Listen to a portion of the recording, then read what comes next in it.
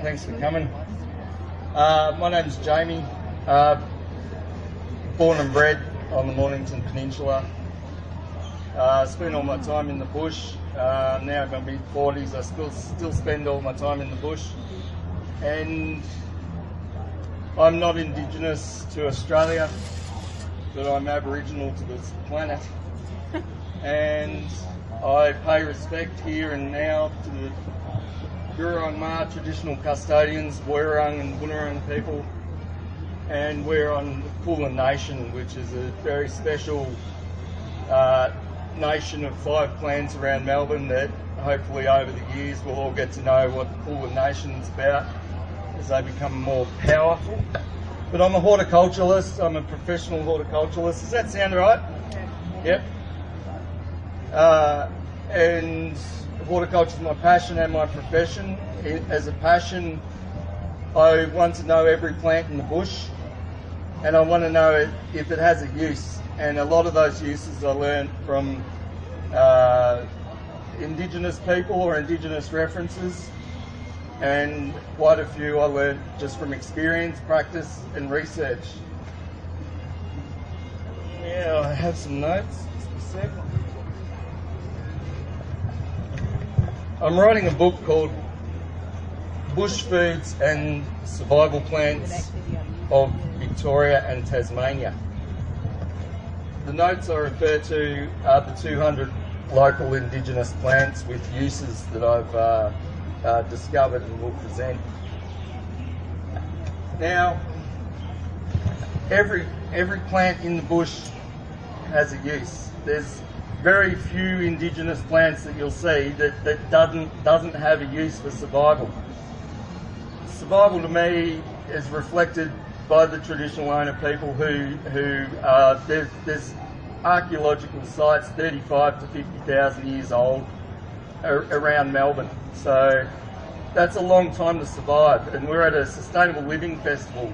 The Indigenous people mastered sustainable living, and if we can learn from them anything, and we can grow that and become more sustainable, we sort of have to. Now, I did specify today we're going to go through a few sequences, which is plant identification, propagation, cultivation, and harvesting or use. So I'll try and cover each of those things with each of these plants. All of these plants came out of the bush this morning. Most of them road reserves and next to tracks, so not stolen from pristine environments, but certainly I've been in the bush this morning accumulating this stuff. Now, if we look at propagation, we propagate from seed generally. Nature propagates from seed. Seed to Indigenous people was very important. It was as important to them as bread is to us.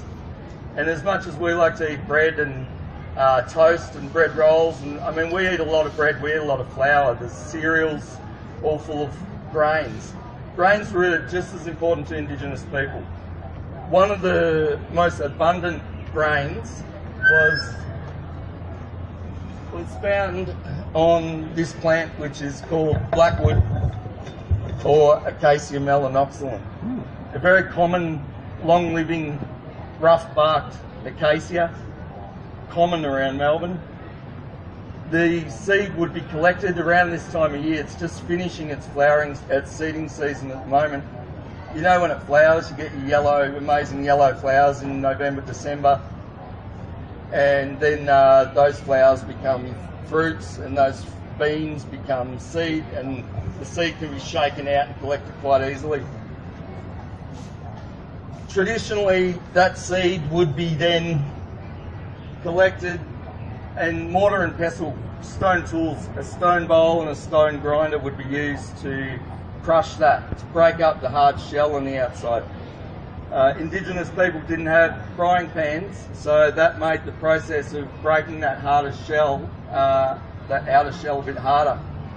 If we want to do it these days, to consume, we can actually, there's a few ways. You can actually just crush it with a mortar and pestle.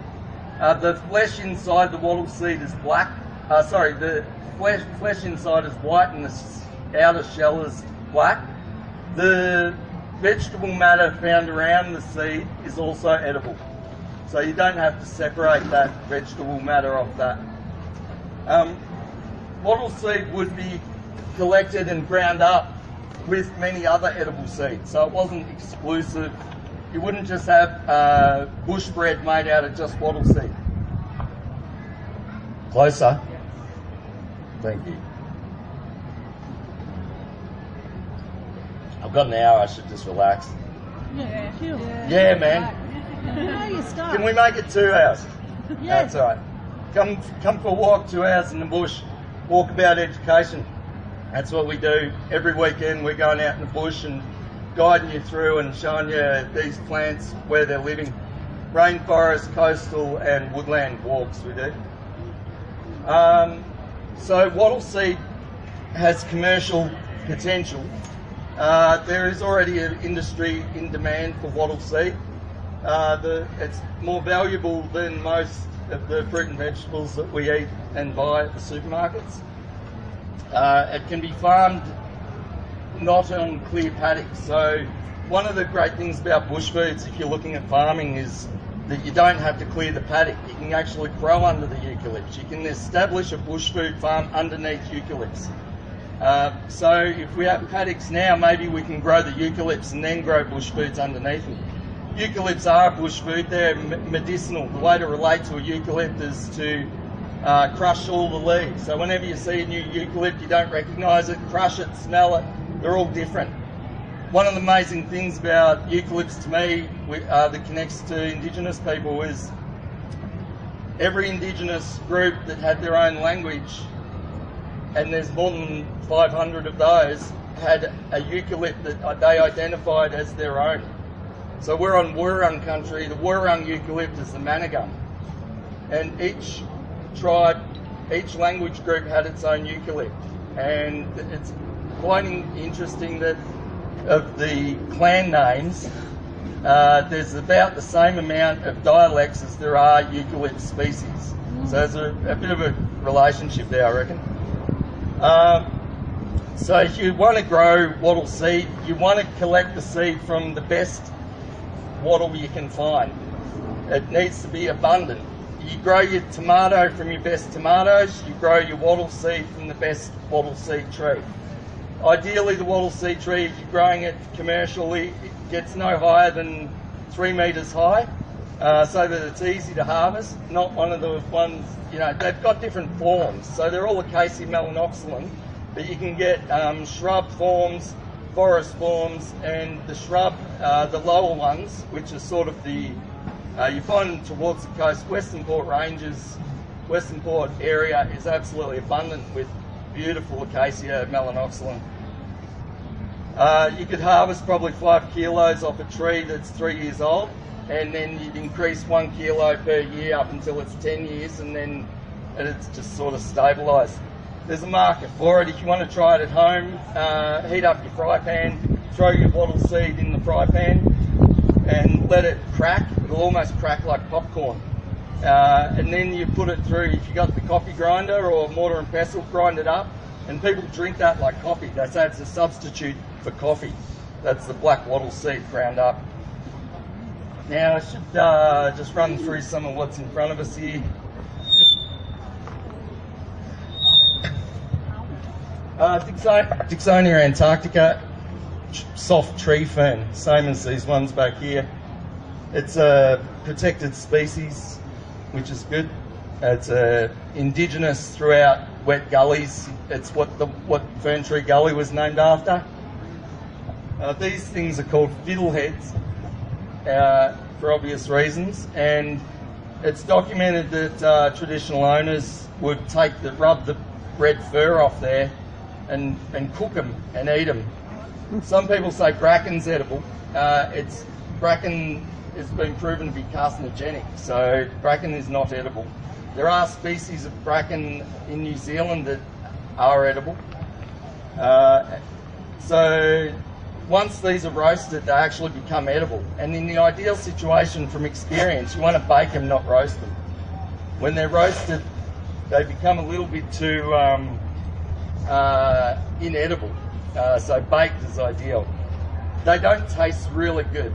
They don't taste great at all. They taste, I give them a 4 out of 10 for taste. Speaking of taste, my favourite,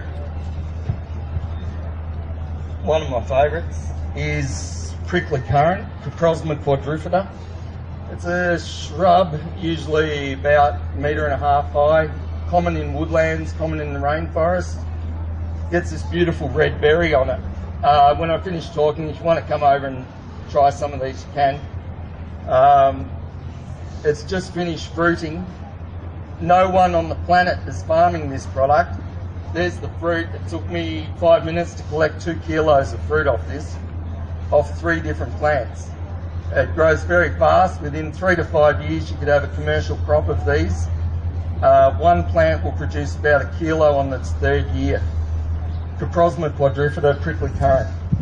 And it's called prickly currant. You'll touch it and you'll find out why. Speaking of favourites, these are all my favourites, but this one's Pimelea axiflora. Does anyone know what that is? Anyone know the common name of Pimelea axiflora? Yeah? Bootlace bush, that's right. So I got another name for it. It's a rare rainforest plant. When I say rare, it's just not very common. You don't often find it. Take the leaves off, and my other name for it is toothpick plant, because you get that perfect toothpick. Sterile, clean, doesn't splinter, it's just perfect toothpick. But that bit of bark there, I could talk without it. Hello, testing. Yo. Give it Can I a talk without it? It's a better vibe. No. So just give it a shake. testing. Same place. I've got a boomer anyway, so there you go. Bootlace bush being collected. You have to strip it off the wood straight away because the sap will stick it to the wood. So when you find it, and you can only collect all of these plants. Most of them are protected, so private property is one way to access Indigenous plants for use. Strip it, and this stuff is tough as guts. So when I finish talking, anyone who's interested in seeing how strong this is, I saw you carrying water pots before. She's strong. If she can break that, she can have my horse, if I have one. And if she can't break it, I get her horse, if she has one. No, pass it around. Bootlace. Don't fiddle, it says. Hello. If my car got bogged in the bush and I needed to tow it out, I'm confident I could make something strong enough out of this to tow the car out. Is that alright? Until this is reliable. Let me know. Do you want to go and find Kirsty and see if you can... I heard a rumour Bruce Pascoe's going to be here today. Is that true? Yes. Is he here now? No. Come on. Bruce has been harvesting this plant here, Demeter triandra, kangaroo grass. So the seed head is one of the edible grains. It's a beautiful indigenous grass. When you're playing with it, you heard that it's edible. You'll find that there's a really sharp black seed in there. It's like a needle. Be really careful if you're ever eating kangaroo grass that you chew up that needle, because it's a dangerous choking hazard. That's why the Indigenous people will crush it with mortar and pestle to break up the seed heads. And another really good way to avoid getting that spiny needle seed is to harvest it while the seed head's still green. So while the pith is still green, before the seed head has got hard. We've got Dianella longifolia, or coastal flax. This has a blue fruit on it. Does anyone know this plant? Hands up if you do. Yeah. And is that fruit edible? Have you eaten it? Hands up if you've eaten the fruit off this one. They call it blueberry flax. Blueberry flax does not mean it's edible. If someone wants to tell you this is edible, as I say to everyone in the bush, tell them to eat it in front of you. And once they spit it out, ask them again, do you still think it's edible? But it's because the fruit doesn't taste very good. But there's something inside it that it does taste really good, and that's the seed. So the fruit would be collected, can be collected, crushed, smeared. I smear it on bark, and then let it dry out in the sun, and then crush all the seed. This still isn't working. Crush all the seed to collect it, and that seed is delicious, and that's linseed. That's indigenous linseed, flax seed. Both of the common guyanellas have that, longifolia and Tasmanica. So the Indigenous women are doing basket making workshops at the Pear Heritage Trust up here occasionally. This is one of the plants they use for that. It's perfect for making coil baskets or coil weaving in coil baskets. And the funny thing about this, if you're making notes, is you don't use it the day that you harvest it. You actually let it sit for 2 or 3 days. And as the moisture content dries out, the cell structure actually gets stronger. So that would be parked aside, stripped down and parked aside. And when, you know, if we had thousands of years of sitting around camp, this wouldn't be a bad thing to do, yeah? Guyanella tasmanica, or native flax lily. Now that's also got a blue fruit. And again, if you want to taste it, you can eat 1 or 2, it's not going to poison you. But if you want to actually get a meal out of it, you won't be harvesting the fruit, you'll squash the seed out. The seed tastes delicious. Excuse me for a moment. Can you eat the soft part where it comes out? Where it's no, but that leads, well, not that I've ever been told, but the one that you can eat the base out of. Is that working now? All right. Might make it a bit easy to talk. Lomandra longifolia. Lomandra is Xantheraceae family. Xantheraceae is like the grass tree, so it's the same flower stem.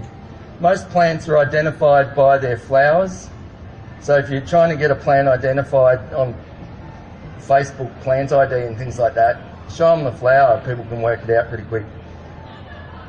That's Lomandra longifolia, common name is matrush. And this is the foliage that comes out of it. The base of every leaf is edible. So that white vegetable there at the base, you chew it till it's not, till you can't get the foliage off it anymore. So it's just got about a ½ an inch of edible white vegetable at the bottom of it. Common name matrush, and it was also used for basket weaving. And that was traditionally done by women, so we'll let them teach you about that one. This plant is common reed. It's found in wetlands. It's the one near Carrum. You're driving through Patterson Lakes, this massive grass found along the side of the road. It's really thick. It's sort of very dense. The base of the leaf, the shoots, are like bamboo shoots, and they're tasty, fresh vegetable. They're not sweet, just a tasty, fresh vegetable. It's the younger the leaf shoot, the better. So you might get muddy feet because it's a semi-aquatic, if not aquatic plant. Shallow aquatic plant, that one. Common reed. It's found all around Australia in wetlands, and it has traditional owners. Woodie man's not here, is he yet? Traditional owners have sacred traditional uses for that plant. Common reed. Now, cherry bellart. You've all heard of it, haven't you? Native cherry. It looks like a conifer. It fruits through. It fruits if you're lucky, it'll fruit twice. It fruits in autumn and in summer. So late winter, July, August, you can get some fruits if you look for them, and I've seen them anywhere from Castlemaine to the Dandenong Ranges down to Western Gippsland in fruit in August. More reliable is the fruit in December. And it's a red, orange and turns red fruit. It's very edible. It's delicious. You hold the seed, because the seed's on the outside, and you hold that one seed and you bite the flesh off it, and it's just absolutely delicious plant. This has other uses, multiple uses. Some of them are, the information belongs to the traditional owners and I won't speak about, but we can talk about the fruit and we can talk about the woodcraft. So this is a bit of cherry wood that's bent, so we call that bent wood, and you split it in half and you got this beautiful red cherry wood on the inside. That's a native cherry. That can then be shaped up into a boomerang. It'd be absolutely beautiful boomerang. And the tools, a lot of the best Aboriginal artefacts, boomerangs, bent sticks, throwing sticks, parry shields, were all made out of cherry wood. It's an incredibly good carving wood. You have to get to know it though. It can split quite easily. We get our wood from fallen trees. So the cherry tree might fall over, or another tree might fall over and hit the cherry tree. So that's nature offering these things to us.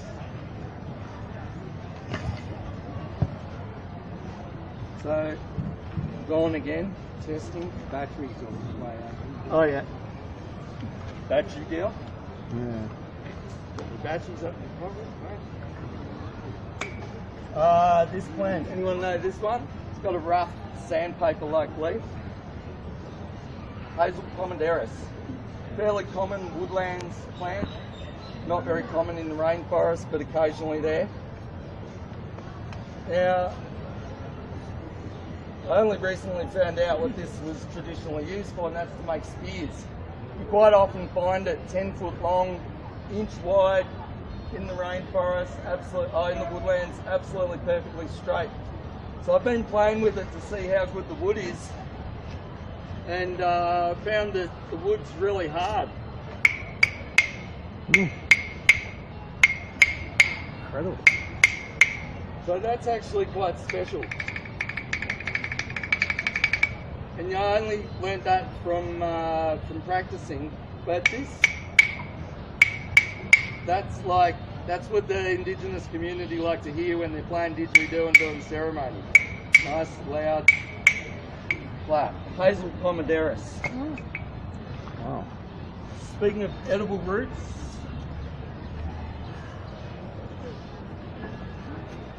so I reckon a few of you know what this one is. Ginger. Can you put your hand up, please, if you know what that is? Yeah, bulrush. Oh. I think there's a few people pretending they don't know. This one, if we're going to give it a species, type is the genus. This is very tall. This is Orientalis.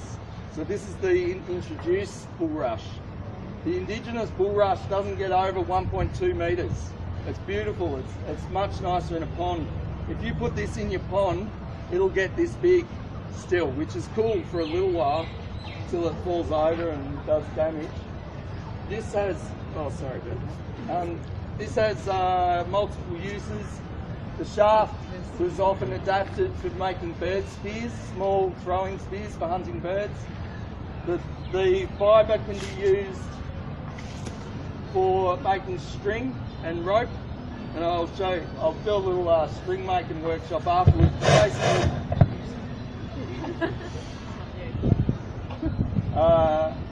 split it and do a certain twist on this. Maybe I have time, I don't know what time it is, but the twist you do is twisting it and swapping it. So it's a two-strand rope twist. And this twist works on best on Bootlace Bush. I'll do that later. Good tucker, this one. So early colonial Europeans come to Melbourne, they saw the Aboriginal people, women, carrying big bundles of this on their shoulders in the morning. They go and collect it, big bundles like that, and walking back to camp. And they're watching what they were doing, and they were stripping it down, but they're also eating a major part of it, which is, if you're in a survival situation and you want to get food out of this plant, firstly, you got to consider if the water's clean, because this is a aquatic plant. It's not semi-aquatic, it's aquatic. It sucks up all the junk in the water. Whatever's in the water, this thing will absorb it. And you'll see its filtration, its cross-section is, you'll see, you can see how much of a filter it is. So it sucks up bad toxins in the water, which is fantastic if you got it at home and you've got a pond and you want to clean up your pond. If you've got a green pond at home, introduce a bit of Bulrush to it, it'll clean up that pond in a couple of days very quickly. So if the water's clean, I can reach down into the water and pull out this stem, and that's an edible vegetable. So it's the base of the bulrush. It's like a leek, very much like a leek. And that's a delicious vegetable right there. Now, there's another food product on this one, which is the root, which to horticulturalists is a rhizome or a lateral branch. So that's under the water, that's the root under the water. They can be pulled out and they are also edible. That's actually a real small one. They get really big and quite thick, and that root should be roasted. Where the top stem can be eaten raw, the root needs to be cooked. To make it more edible, you bash it with rocks, crush it up before you cook it. Not crush it to a broken pulp, just break the grain, it releases the flavour. As long as the water's clean, this actually is fantastic food and tastes really good. Now, looking at where I cut that, you'll see a little bit of grey in there. That's actually literally toxins that this plant's absorbed. So that's why we've got to be careful where we're eating it from. Oh yeah, hello. Testing. Yo. Next, poison. Just as important as knowing what's edible as knowing what isn't. This plant, hands up if someone can tell me the name of this. It's a bit ragged. Kangaroo apple. Solanum lanceolatum. It should be called poisonous bush tomato. Happy to say that in public. Poisonous bush tomato. Don't have it in your school garden. Don't have it in your bush food garden. But know about it. It's an incredibly fast-growing indigenous plant. It'll grow 1.5 meters a year. In 3 years, you'll have a 3-metre shrub that takes up 3 metres in your garden, and the native birds love it. It's got some traditional owner uses. The purple flower was collected and used as pigment, so it gets covered in purple flowers in spring. They offer a pigment which would be applied to, you've seen how Indigenous people had the animal hides. It would be applied to animal hides and wooden tools to add colour. It's got 3 other pigments. The fruit after the flowers, green, yellow, orange and red, that's 4. Each time the fruit changed colour, that fruit would be collected and crushed and made into a pigment, which could then even be mixed with a neutral ochre to make red ochre, yellow ochre, white orange ochre. So it's got craft uses. And yes, someone will say to me, look, I've eaten that and I'm not dead. The day the fruit is ripe, which is the day it splits open and it's red, all the birds come and get it. They've all been waiting for that day.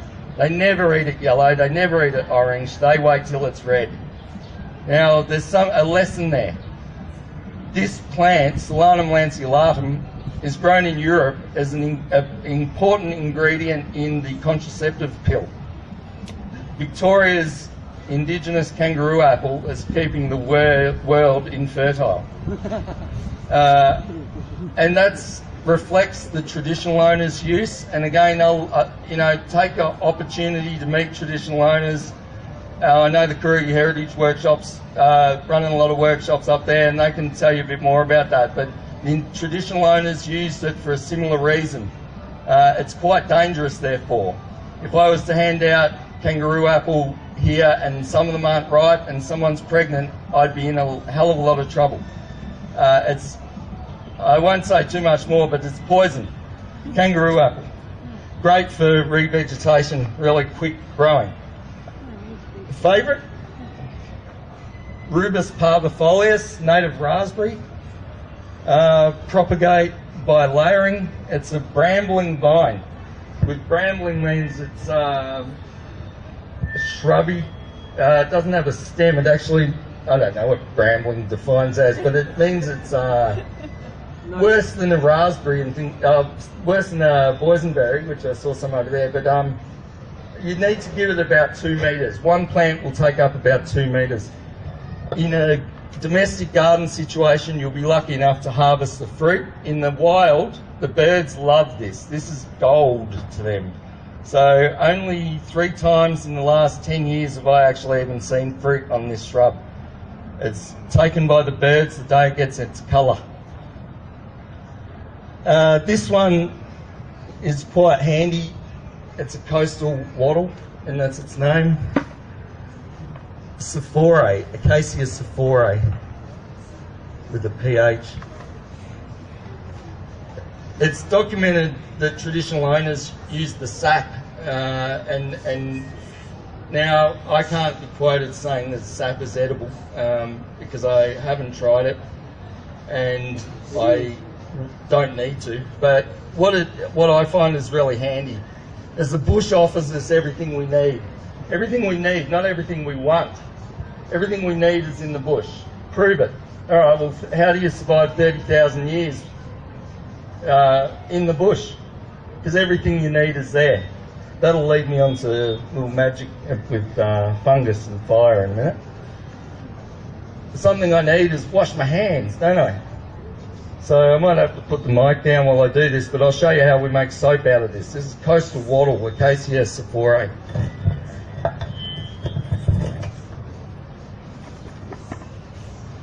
Just get a few leaves. You probably need a minimum of about 4 leaves, depending on how dirty your hands are.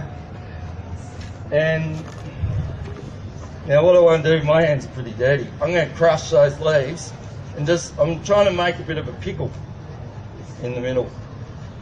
And what you see is, you see soap coming off my hands. Once I rinse my hands, I'll realise I'm a white fella. Oh my God. Don't put a mirror in front of me. Excuse me. Yeah. Does the hat give me an excuse to be a big country? I could take the hat off, but everyone would think it's Jason Stratham's younger brother. Excuse me. Someone thought it. Thanks, mate. So, wash my hands. Pretty gross there.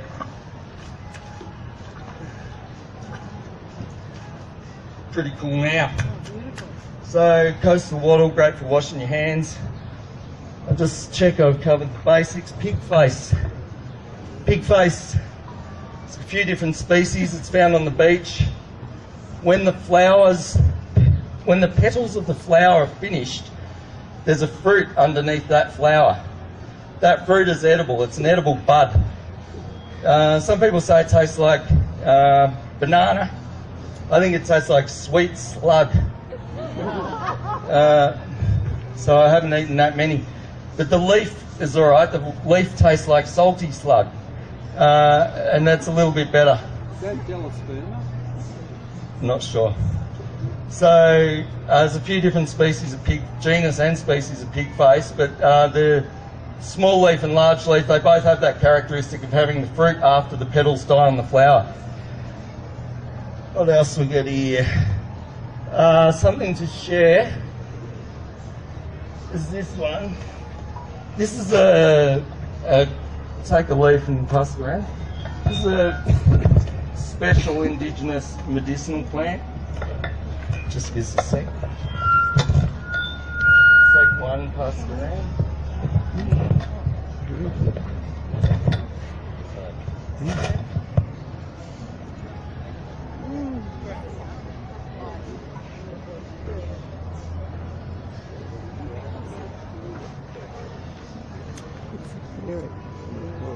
Hmm?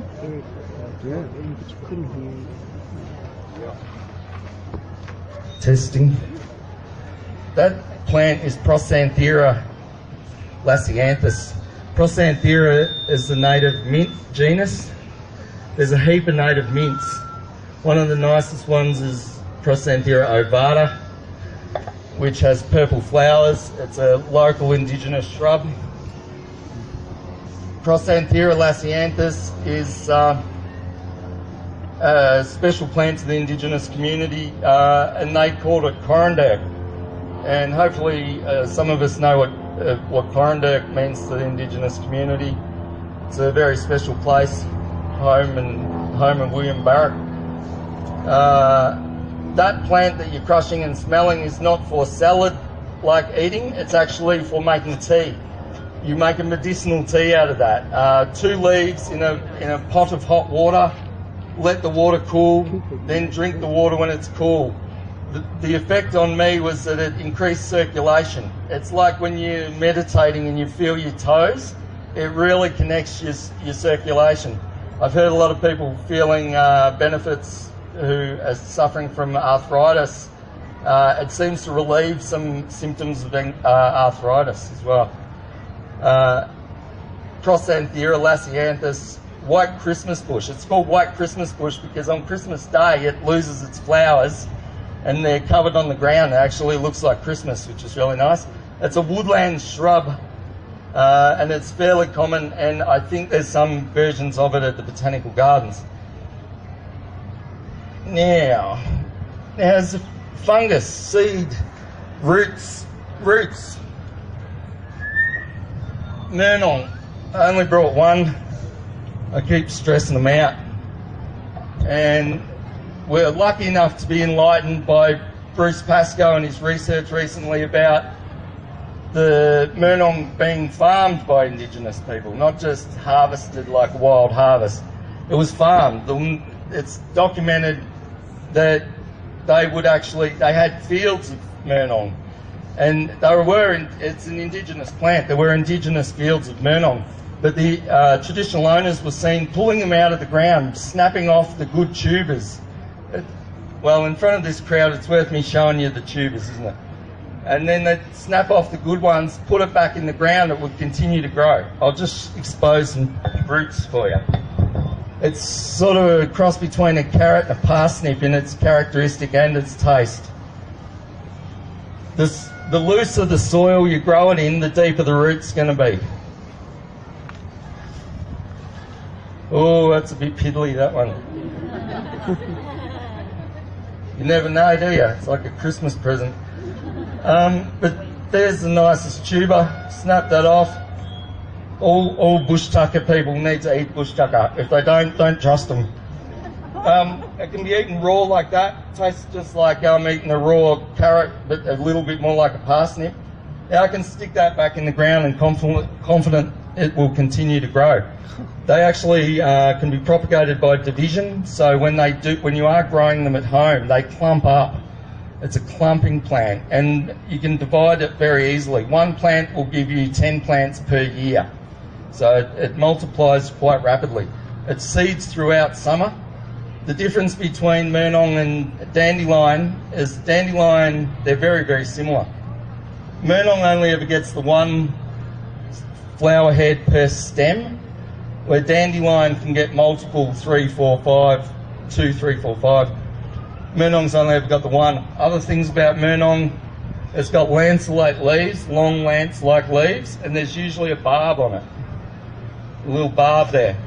Now, this was found right across Victoria. In every area, this was found as an Indigenous plant. The reason we don't know it, don't have it in the backyard, is because when the Europeans arrived, they brought cows, sheep and horses, and this is delicious. This is actually the softest, most beautiful and abundant grass that was available. So this was the first thing they ate. And of course, if you pick the top off that, you actually kill the plant. And that's how the sheep and cows killed it, sheep particularly. Now, it is found in a few rare pockets. I'm old enough to know it used to be endangered, and now it's less than endangered now, which is great. It's found in the Grampians, Wilson's Prom, down the Great Ocean Road, along the cliff tops. They all have, end up all through special areas throughout Victoria. They've got different forms, but as long as you get the same flower characteristic, leaf shape and taproot, then that's the right plant. I'd encourage anyone to be growing this, and I've got seed to share with a few of us if anyone's absolutely dedicated to growing it and sharing it around. Fungus is also very handy. There's quite a few useful funguses in the bush. Salmon Jack, does anyone know that one? This isn't it. I used to call it beefsteak fungus. It's an absolutely huge fungus. It's found in the woodlands, usually 1/2 metre wide, 1/2 metre high, orange. Familiar to anyone? You can't really grow it, and what I found out recently is if you take it home and it dries out and then it gets wet, it dissolves to nothing. But if you get it fresh and slice it and dehydrate those slices, it's Asian commodity, priceless Asian commodity. So it's a product that could be sold. And we recently found one that was probably the biggest I've ever seen. It was probably, might have been 100 kilos all up of this edible plant.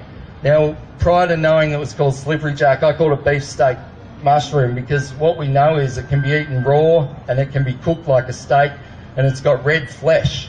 And that red flesh is why they gave it the name Salmon Jack, because the flesh is actually like salmon flesh.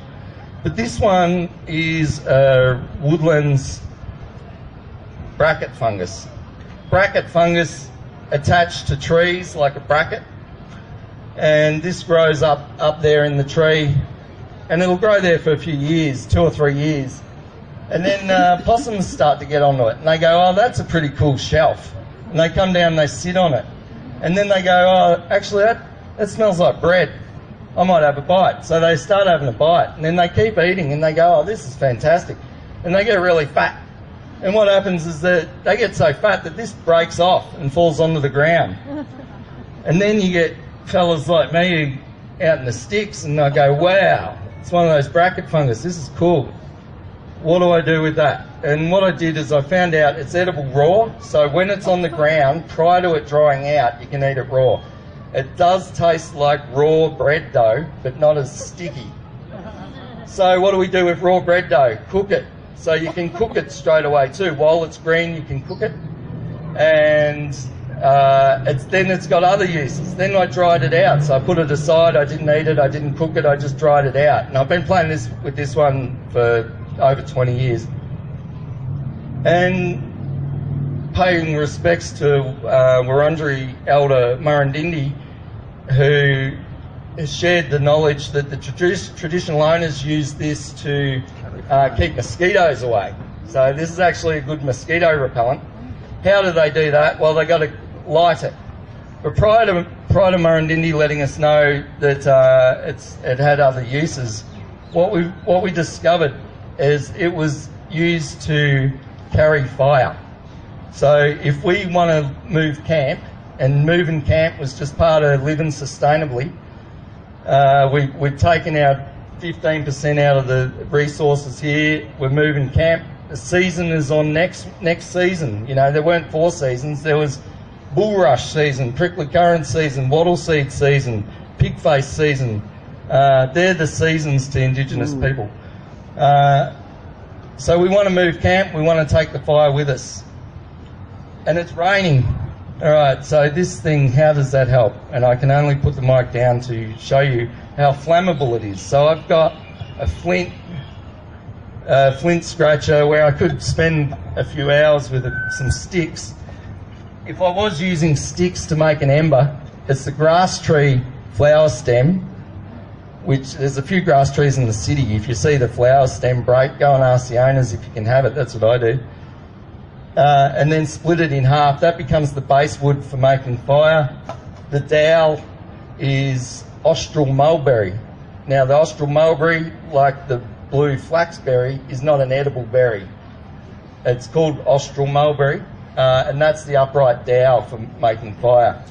But it's 2017, and I've got a flint, so I'll just put a bit of flint on this and show you how it reacts.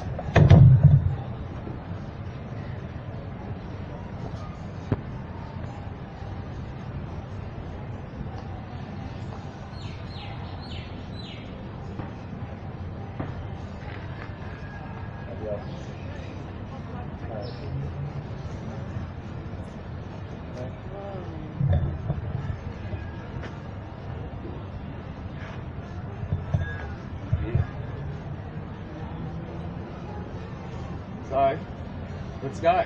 You ready to move camp? We've got the fire. Have you? Got fire. See a fire? No. Who cares? It's raining. Let's go. Who cares? It's raining. Let's go. That's smouldering. Ooh. Oh, wow. It actually produces enough heat that you could keep warm from it.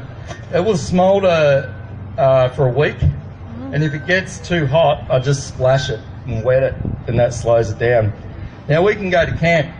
How's that any good? All right, I've rocked up at the next camp. Oh, he's brought the fire fungus. Then what? So then the cheeky person with the fire fungus transfers the fire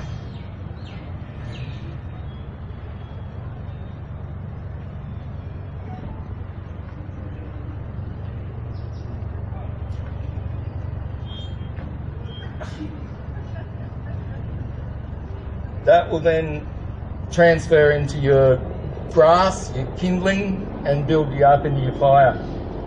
And then this thing, yeah, it's raining. We just got to camp, and we brought fire with us, and that keeps the mosquitoes away. It's also got more significant reason to the Indigenous community that they can elaborate on. Anyway, I'm out of time. I really appreciate everyone paying attention. Thank you very much. Thank you. Thank you. Oh, bless you all. And you are all gods. Thank you. Gods and goddesses. Thank you.